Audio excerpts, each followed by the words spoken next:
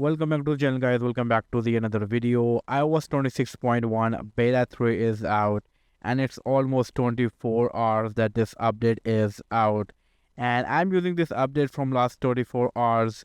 And in this video I'm going to talk about how this update went out, how is the battery life, how is the performance.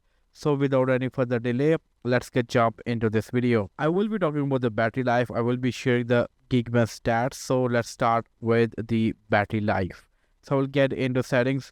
Now once I am into settings, let me go to the battery over here.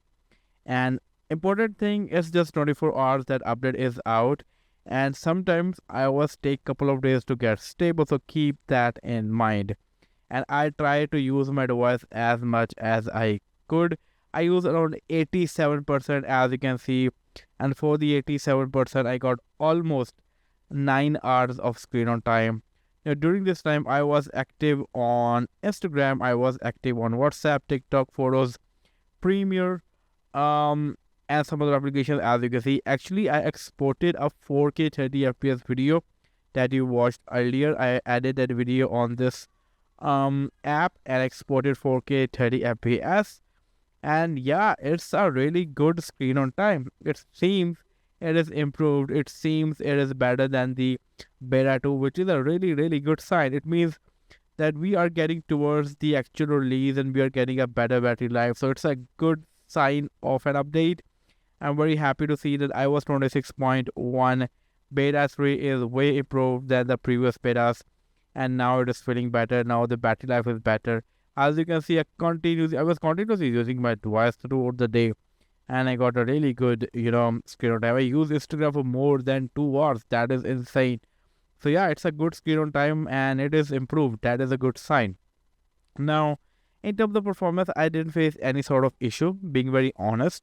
I want to talk about the Geekbench Score. That is important because that can determine how the device went out throughout the day.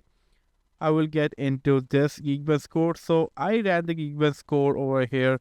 Once I got 3442 on a single core and 8507 on a multi-core.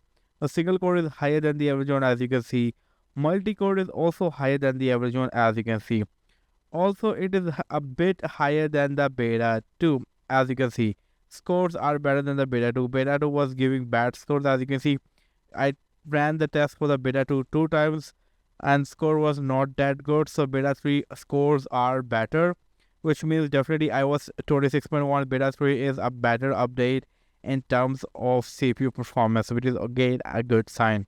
I also ran the GPU benchmark, and for that I got 27814 metal score, which is also higher than the average one.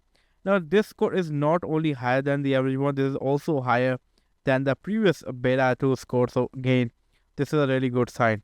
So we are getting a better scores, we are getting better battery life, we are getting a better performance from the beta 2. So yeah, this update is actually a really good update. So I talk about the battery life, I talk about the performance. Both things seems better, everything seems good, it is nice. And also now Apple is on weekly cycle, so we will be getting next beta or RC update very soon. Definitely next week I will be making a full-fledged proper video about that, so make sure to subscribe the channel.